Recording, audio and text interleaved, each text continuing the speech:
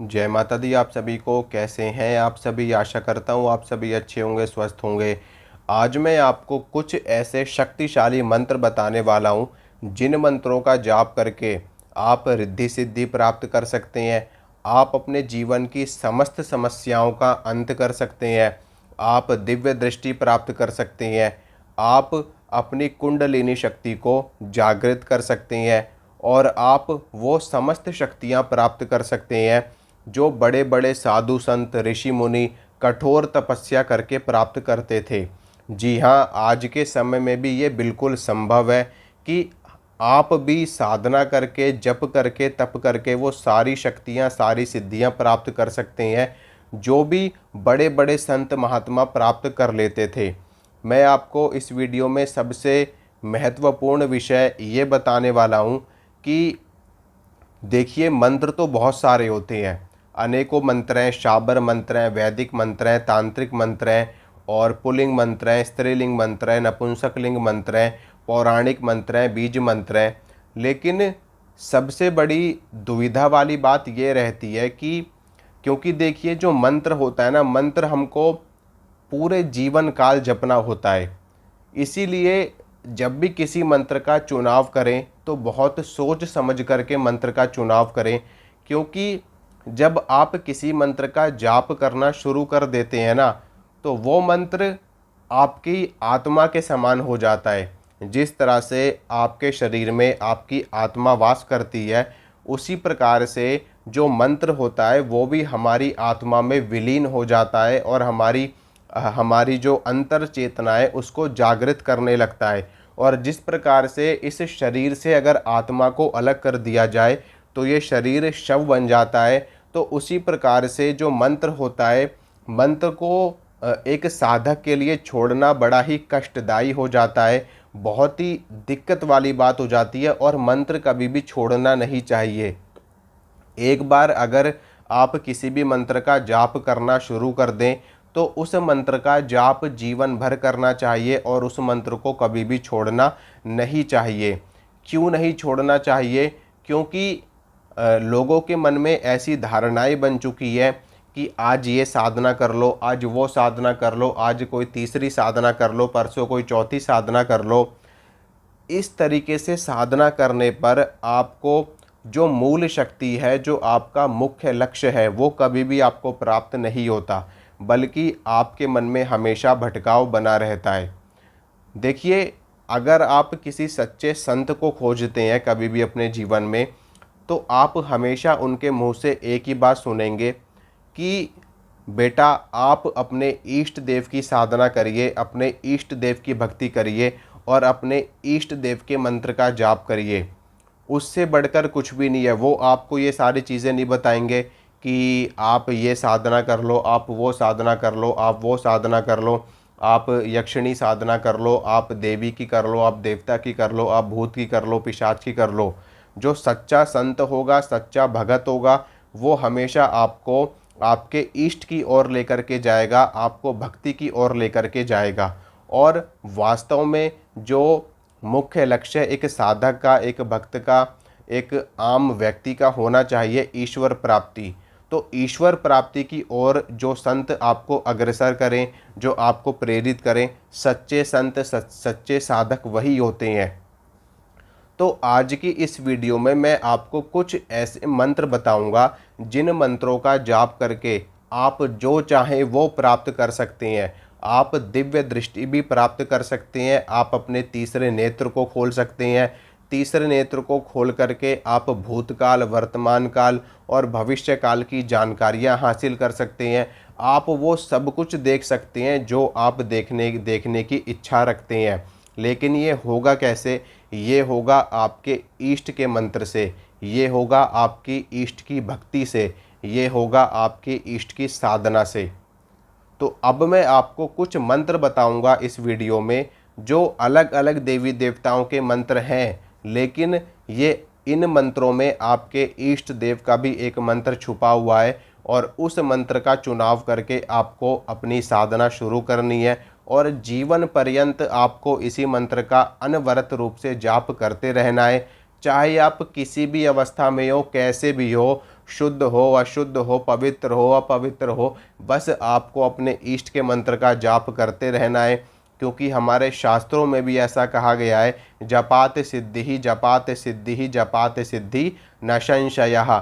लगातार एक ही मंत्र का जाप करते रहने से वो मंत्र सिद्ध हो जाता है, इष्ट देव की कृपा हो जाती है, इष्ट सिद्धि प्राप्त हो जाती है। और जिसको इष्ट की कृपा प्राप्त हो गई, इष्ट की सिद्धि हो गई, वो व्यक्ति अपने जीवन काल में सब कुछ प्राप्त कर लेता है।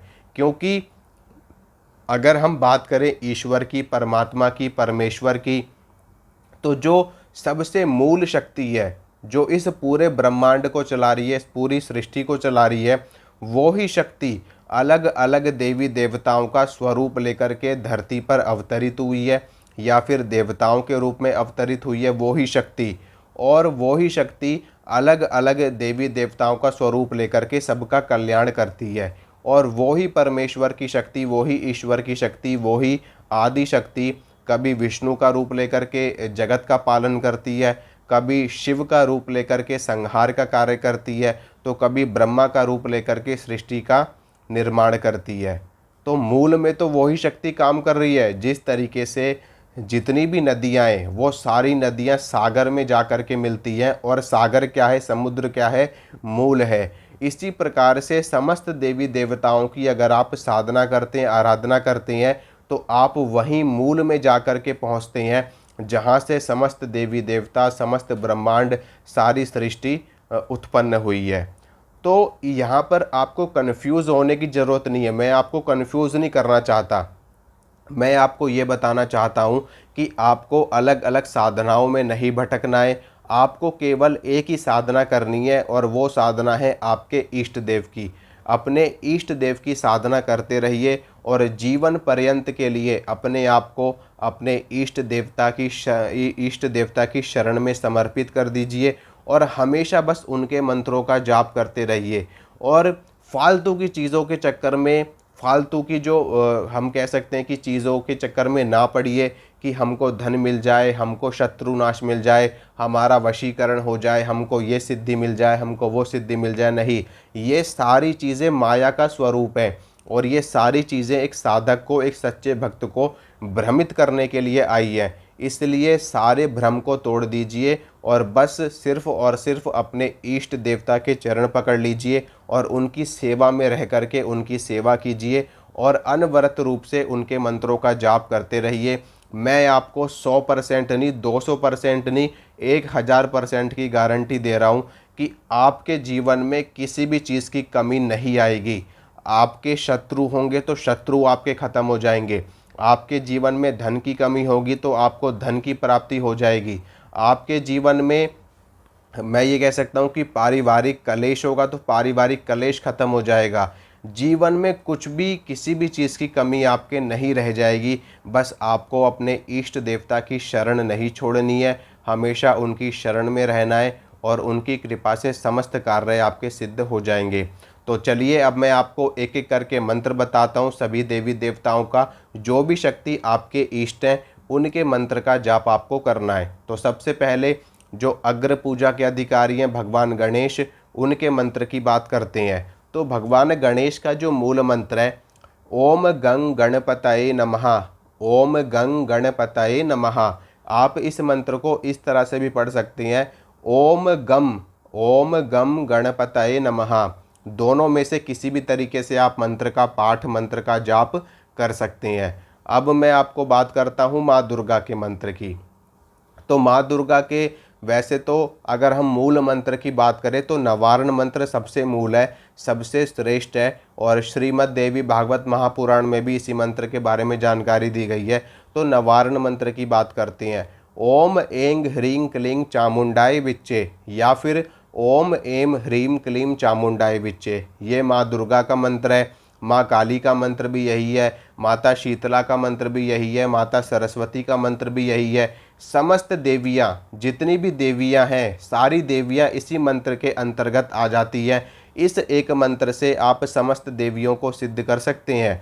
यानी कि जो मुख्य देवी है, जो महादेवी है, और समस्त देवियाँ जितनी भी स्त्री शक्ति हैं, वो सारी की सारी जो महादेवी इस ब्रह्मांड को चलाती हैं, इस सृष्टि को चलाती हैं, उन्हीं से ही निकली है, उन्हीं से ही उनका अवतरण हुआ है। तो इस मंत्र का जाप करने से आपको वो मूल शक्ति की प्राप्ति हो जाती है, और वो मंत्र है ओम ऐंग ह्रीं क्लीं चामुंडाय विच्चे।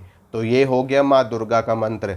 अब बात करते हैं भगवान विष्णु के मंत्र की। तो भगवान विष्णु का मूल मंत्र है, भगवान विष्णु के दो तीन मंत्र हैं, तीनों मंत्रों के बारे में मैं आपको बताऊंगा।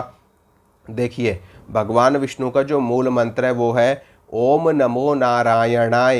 ये अष्टाक्षरी मंत्र इसको कहा जाता है।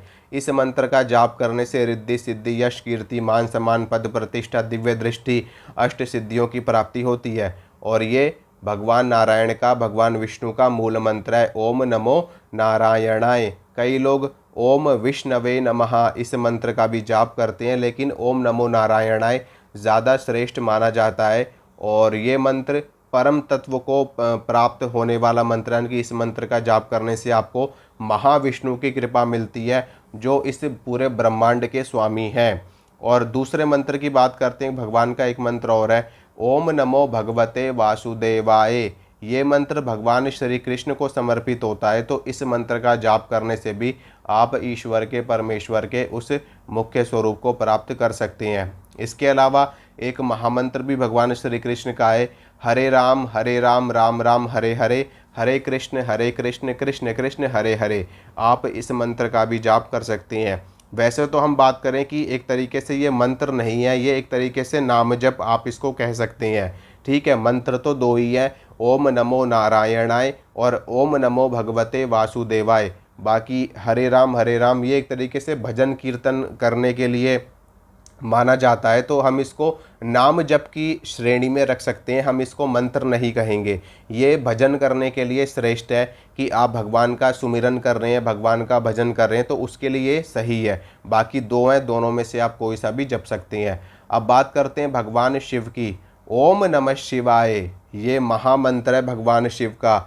इस मंत्र से भगवान शिव के सारे स्वरूप जागृत हो जाते हैं। अलग अलग रूपों की कृपा प्राप्त करने की जरूरत आपको नहीं होती है। भगवान शिव के कितने रूप है? भगवान शिव के अनेकों रूप हैं। हनुमान जी भी भगवान शिव का ही रूप हैं, भैरव जी भी भगवान शिव का ही रूप हैं, अघोर, वामदेव और जितने भी भगवान शिव के 12 ज्योतिर्लिंग है वो सभी स्वरूप जागृत हो जाते हैं भगवान शिव के इस महामंत्र का जाप करने से। ओम नमः शिवाय। ठीक है, तो भगवान शिव के इस मंत्र का जाप आप कर सकते हैं। इसके अलावा और किसकी बात करें, और कौन सी शक्ति हो गई? बाकी देखिए, जो मूल शक्तियाँ वो मैंने आपको बता दी। बाकी तो फिर इनके स्वरूप आ जाते हैं। तो उनके स्वरूप के भी अगर आप मंत्र का जाप करेंगे तो भी आप उसी परमेश्वर को ही पाएंगे, उसी मुख्य शक्ति को, उसी मेन शक्ति को आप पाएंगे। राम जी भगवान विष्णु का ही स्वरूप है। ठीक है, और भगवान श्री कृष्ण भी भगवान विष्णु का ही स्वरूप है। और इसके अलावा चलिए, राम जी का मंत्र अगर आपको जपना है तो ओम राम रामाय नमः या फिर ओम रांग रामाय नमः, ये भगवान श्री राम का मूल मंत्र है।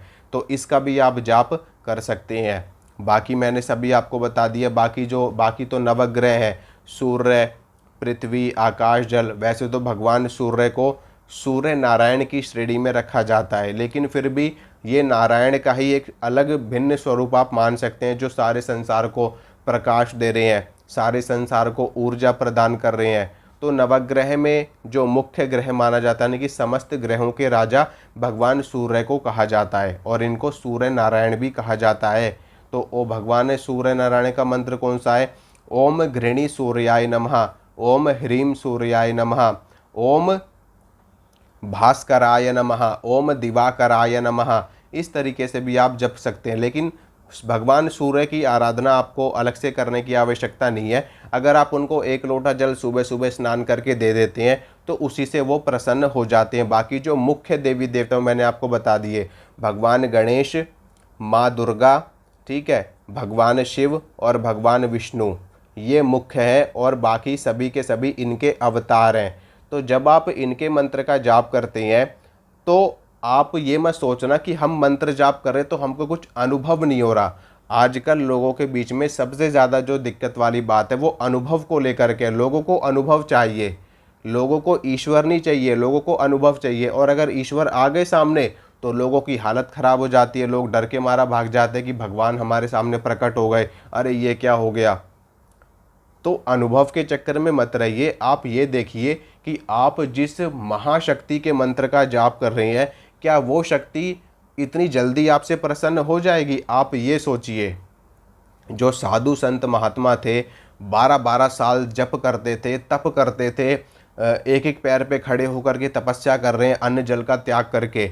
उनके सामने भी भगवान जब आते थे तो 12-12 साल लग जाते थे उनको तप करने में, ठीक है, तब जा कर के उनको भगवान का साक्षात्कार होता था। प्रहलाद जी ने कितनी भक्ति करी भगवान विष्णु की, ठीक है। और इसके अलावा और अनेकों भक्त, अनेकों संत महात्मा हैं जिनको ईश्वर की कृपा प्राप्त होने में कितना समय लगा, अनेकों अनेकों वर्षों का समय लगा।